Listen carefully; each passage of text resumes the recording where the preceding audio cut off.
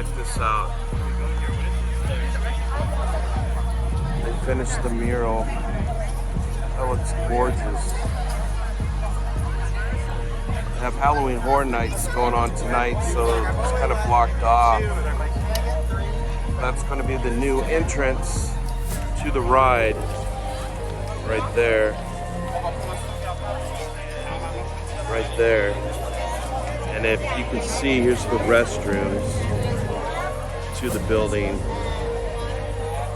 Unfortunately, I'm not going to film the new bathrooms. Inappropriate, but they're making progress. That looks awesome.